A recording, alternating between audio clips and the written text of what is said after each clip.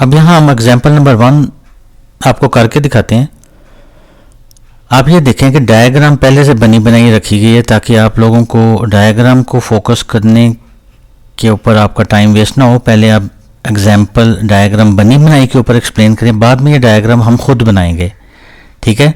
तो पहले हम एक एग्जाम्पल को इस डायग्राम के ऊपर चेक करते हैं कि अगर हमारे पास इक्वेशन ये हो x² = 16y, तो इस इक्वेशन के मुताबिक फोकस के कोऑर्डिनेट्स क्या होंगे, वर्टेक्स के कोऑर्डिनेट्स क्या होंगे, डायरेक्ट्रिक्स का ये पॉइंट जो है यानी इस पॉइंट के कोऑर्डिनेट्स क्या होंगे, ये सारी चीज़ें हम डिस्कस करेंगे अभी। और उसके बाद हम देखेंगे कि हमारे पास रिजल्ट्स क्या जनरेट होते हैं।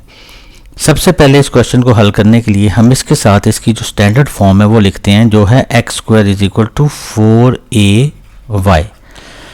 सबसे पहला काम हमारा ये होना चाहिए कि फोकस के जो कोऑर्डिनेट्स होते हैं वो बेसिकली होते हैं, अगर इस किस्म की पैराबोला को स्टडी कर रहे हैं तो वो होते हैं 0a, ठीक है। और जो वर्टेक्स है वो इसमें बाय डिफ़ॉल्ट वर्टेक्स हमारे पास 0 0 ही होता है, इस किस्म के इक्वेशन को देखते हुए या इस किस्म के पैराबोला को देखते हुए जो ओरिजिन से पास करता है। तो ओरिजिन से पास अगर कर रहा है तो वर्टेक्स जो है वो बाय डिफ़ॉल्ट 0 0 कहलाएगा। अब हमें सिर्फ ये देखना है कि हमें इस a की वैल्यू सबसे पहले कैलकुलेट करनी है, और इस a की वैल्यू को कैलकुलेट करने के लिए आपने जस्ट इसको अगर हम इक्वेशन नंबर 1 कह दें, इक्वेशन नंबर 1, और इसको हम इक्वेशन नंबर 2 कह दें और कंपेयर करें 1 और 2 के y कोफिशिएंट्स को, तो हमें यहाँ से पता चलेगा कि 4a = 16। यहाँ से a की वैल्यू हमारे पास आ जाती है 16 / 4, जिससे पता चल गया कि a हमारे पास जो है वो आ जाएगा 4। इसका मतलब है ये जो कोऑर्डिनेट्स आपके फोकस के हुए ये बन गए 0 और 4। अब अगर ये 0 और 4 हैं तो हमें एक चीज़ जो है वो तय की थी कि फोकस से लेके वर्टेक्स तक का जो डिस्टेंस होता है, यहाँ से यहाँ तक का डिस्टेंस, इस तक का डिस्टेंस यानी फोकस तक का डिस्टेंस, ये a कहलाता है। तो a हमारे पास क्या निकला है, दैट इज़ 4। इसका मतलब है कि अगर ये डिस्टेंस 4 है तो हमने ये भी तय किया था कि वर्टेक्स से डायरेक्ट्रिक्स के इस पॉइंट तक का डिस्टेंस भी आपस में सेम होता है, यानी अगर ये a है तो ये भी a होता है। तो इसका मतलब है ये डिस्टेंस भी अब 4 होगा। लेकिन इस पॉइंट को मेंशन करते हुए हमने ये ज़हन में रखना है कि चूंकि ये 0 0 है, ओरिजिन है और नीचे y एक्सिस की तरफ मूव करना है, जब भी 0 से नीचे मूव करते हैं तो कोऑर्डिनेट्स जो नेगेटिव में हो जाते हैं y के, तो बेसिकली ये -4 लिखा जाएगा। अब तमाम स्टूडेंट्स चूँकि इस बात को जानते हैं कि डिस्टेंस हमेशा पॉजिटिव होता है, इसलिए यहाँ a = 4 डिस्टेंस को रिप्रेजेंट किया गया है, और वर्टेक्स में -4 इसलिए लिखा गया है कि ओरिजिन से यहाँ तक का जो आपके पास पॉइंट मार्किंग है वो -4 आएगी, क्योंकि 0 से नीचे y एक्सिस के ऊपर नेगेटिव नंबर स्टार्ट होते हैं।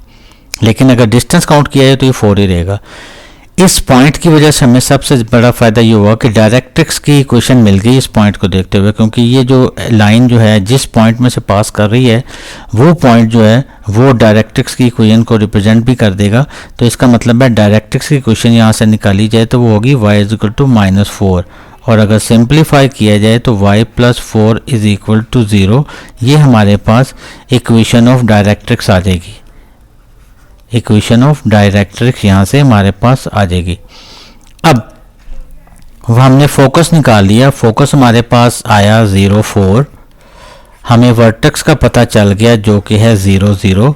इस किस्म की इक्वेशन जो होगी x² = 4ay, इस किस्म की इक्वेशन का ओरिजिन वर्टेक्स हमेशा ओरिजिन होगा। वर्टेक्स भी पता चल गया, फोकस भी पता चल गया, हमारे पास इक्वेशन ऑफ डायरेक्ट्रिक्स भी आ गई। अब है लाइन ऑफ सिमेट्री या axis of symmetry. Axis of symmetry वो वाली स्पेशल जो है वो लाइन होगी जो कि फोकस में से पास करे और वर्टेक्स में से पास करे और डायरेक्ट्रिक्स के इस पॉइंट में से पास करे। ये स्पेसिफिक लाइन है। लाइन ऑफ सिमेट्री क्यों कहा जाता है? अगर आप इस ग्राफ को इस लाइन के ऊपर फोल्ड करें तो ये वाली लाइन, ये वाला पूरा पोर्शन यहाँ तक इस पूरे पोर्शन के ऊपर जो है वो ओवरलैप कर जाएगा, इसलिए इसको लाइन ऑफ सिमेट्री कहा जा रहा है। आपने देखा होगा जो दर्जी होते हैं वो जब जो है वो अपने वहाँ पे देखा होगा वो कागज़ को फोल्ड करके तो डिफरेंट किस्म के गलों के डिज़ाइन बनाते हैं। वो बेसिकली वो सिमेट्री को यूज़ जो है वो कर रहे होते हैं, ऑल्दो कि उन्हें इस बात का मैथमेटिकल सेंस नहीं होती, लेकिन वो सिमेट्री को यूज़ करते हुए डिफरेंट किस्म के डिज़ाइन बनाते हैं। तो सिमिलरली अगर आप इस लाइन के ऊपर इस ग्राफ को फोल्ड करें तो ये जो आपके पास जो इतना पोर्शन है ये वाला ब्लू वाला, ये इस ब्लू पोर्शन के साथ ओवरलैप करेगा। इस वजह से इस लाइन को लाइन ऑफ सिमेट्री कहा जाता है या एक्सिस ऑफ सिमेट्री कहा जाता है या समटाइम्स इसको एक्सिस ऑफ पैराबोला भी कहा जाता है। तो ऐसी लाइन जो कि ओरिजिन में से पास करे और ये वर्टिकल लाइन हो, यानी ये बेसिकली वाई एक्सिस है, तो वाई एक्सिस की इक्वेशन हमेशा होती है x इज इक्वल टू 0। तो इसका मतलब है कि लाइन ऑफ सिमेट्री या एक्सिस ऑफ सिमेट्री जो है वो x इज इक्वल टू 0 कहलाएगी। इसको आप लाइन ऑफ सिमेट्री भी कह सकते हैं और एक्सिस ऑफ सिमेट्री भी। तो हमने एक्सिस ऑफ सिमेट्री के बारे में भी बता दिया कि उसकी इक्वेशन क्या है, हमने फोकस के बारे में भी बता दिया उसका पॉइंट क्या है, हमने वर्टेक्स के बारे में भी बता दिया, डायरेक्ट्रिक्स की इक्वेशन भी निकाल दी। अब रह गया अच्छा, अब हम निकालते हैं length of latus rectum. Latus rectum क्या है? इस पॉइंट से लेके इस पॉइंट तक का जो फासला है ना उसको लेटेस्ट रेक्टम कहा गया है, और समटाइम्स इसको फोकल डायमीटर भी कहा जाता है कि यहाँ फोकस में से जो कि पास कर रहा है। तो इसके लिए फार्मूला जो है ना वो ये ज़हन में रख लें, L is equal to 4a। ये फार्मूला होगा लेंथ ऑफ लेटेस्ट रेक्टम का, यानी यहाँ से लेके यहाँ तक का जो डिस्टेंस है वो बेसिकली 4a कहलाएगा।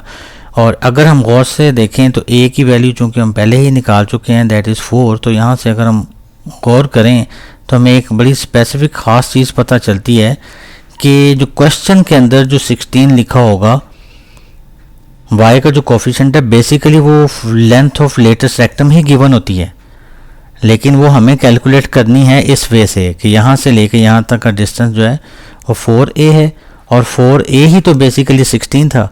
तो हमने फार्मूले से भी साबित कर दिया कि ये लेंथ ऑफ लेटेस्ट रेक्टम यहाँ से लेके यहाँ तक का फासला 4a बेसिकली 16 है।